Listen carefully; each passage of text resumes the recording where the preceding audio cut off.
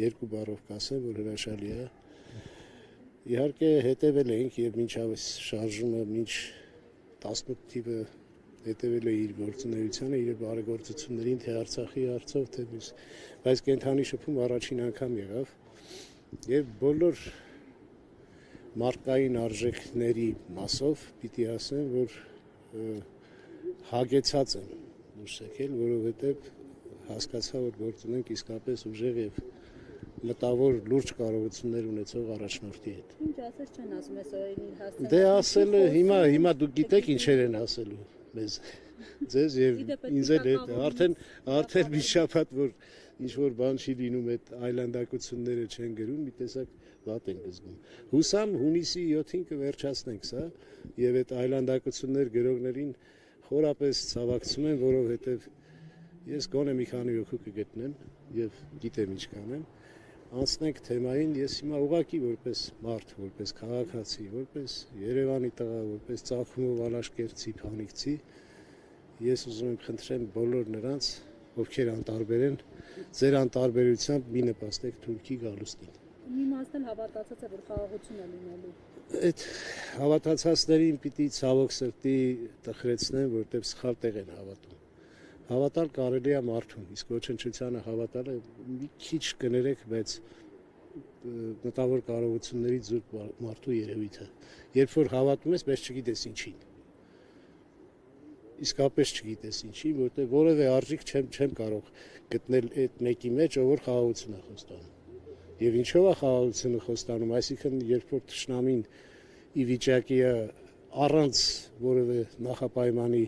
վերցնել տարածքներ եւ վերցնել գերիներ եւ պահել, վերջը դրա խաղաղությունը ո՞րն է։ Չի կարող լինել խաղաղություն, եթե մենք պետք է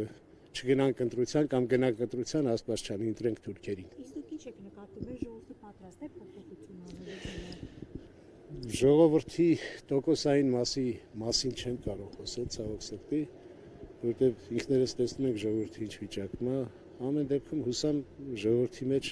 կարտնանա այն իսկական հայ գենը, որ կգիտակցի, որ հայերը դեռ պատրաստ չեն թուրքերի հետ միասին ապրելու։ Հուսամ կգա այդ օրը, բայց այդ օրը կգա այն դեպքում, երբ որ ոչ թե նվաստացած եւ մուրացող խաղաղություն ունենանք,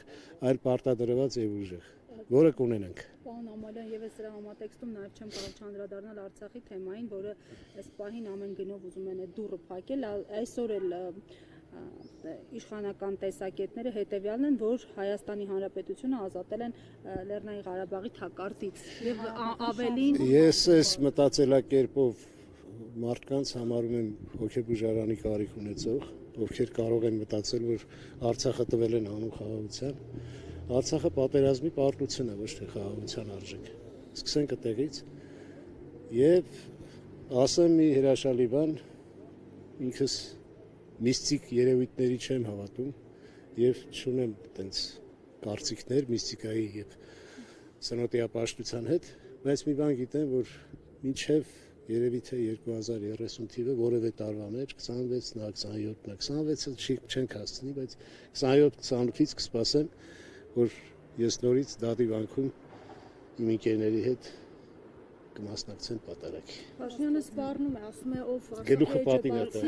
ով Արցախի էջը բացի իմ հետ է գործ ունենալու։ Դե հիմա ես իր հետ չեմ ուզում գործ ունենալ, որովհետև ինձ համար ամենապարապ եւ ամենաավելորդ ժամանակը կլինի, որը նույնիսկ եթե դա մի րոպե է տևելու, չեմ ուզում։ Շնորհակալ եմ։ Ես եմ շնորհակալ։ Բաժանորդագրվեք Արմատ մեդիայի ալիքներին YouTube-ում, Facebook-ում, Instagram-ում եւ Telegram-ում։